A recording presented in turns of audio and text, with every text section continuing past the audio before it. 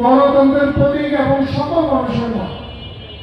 আজকে উনি অসুস্থ হওয়ার পরে সারা বাংলাদেশে গ্রামে গঞ্জে একদম প্রান্তিক পর্যায়ে ওনার জন্য বিভিন্ন মসজিদ মাদ্রাসা বিভিন্ন ধর্মীয় যে স্থাপনায় যেভাবে দোয়া করেছেন তাতে প্রমাণ হয়েছে যে উনি শুধু বাংলাদেশ জাতীয়তাবাদী দলের নেত্রী কিংবা জাতীয়তাবাদী দলের মা নয়, উনি সারা দেশে সারা বাংলাদেশের গণমানুষের মা।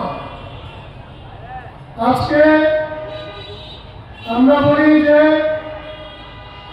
শহীদ প্রেসিডেন্ট জিয়াউর রহমান নিহত হওয়ার পরে আমাদের দলের একটি নেতৃত্ব শূন্যতা পড়েছিল। তখন আমাদের দলের তৎকালীন সিনিয়র নেতৃবৃন্দ দেশনেত্রী বেগম খালেদা জিয়াকে প্রস্তাবনা দিয়েছিল দলের দায়িত্ব নেওয়ার জন্য।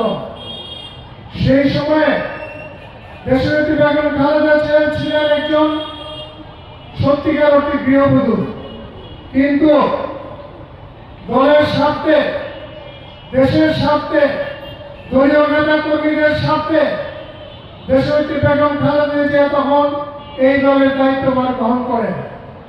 প্রথমে ভেবেছিল সবাই যে উনি কিভাবে দল পরিচালনা করবেন, কিন্তু পরবর্তী পর্যায়ে এই ৮০ দশকে দেশনেত্রী বেগম খালেদা জিয়ার নেতৃত্ব, বিশেষ করে ওনার যে আপসহীন নেতৃত্ব, সেই নেতৃত্বের কারণে বাংলাদেশ জাতীয়তাবাদী দল সেই সময়ে একটি জনমানুষের দল হিসেবে পরিণত করেছিল। সম্মানিত জন্মভূমি প্রিয় বাংলাদেশ আমার। আসসালামু আলাইকুম ওয়া রাহমাতুল্লাহ। সম্মানিত উপস্থিতি, আমরা জন্মভূমি প্রিয় বাংলাদেশ, এই শান্ত বিমল মাটি সবুজে মায়াপুর ধন্য উৎসবে এখানে জীবন সুমধু। বাংলায় হব নিঃশেষ আমার বাংলাদেশ, আমার গমোহন ভূমি চরণ এঁকেছে তুমি। আজকের এই মিলাদ মাহফিলে সভাপতিত্ব করার জন্য বিশেষভাবে অনুরোধ করছি। আসন গ্রহণ করবেন ব্রাহ্মণবাড়িয়া সরকারি কলেজের সামনে অনুরোধ করছি। ব্রাহ্মণবাড়িয়া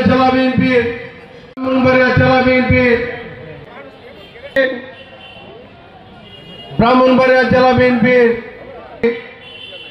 অ্যাডভোকেট তরিকুল ইসলাম রুমা ভাইকে,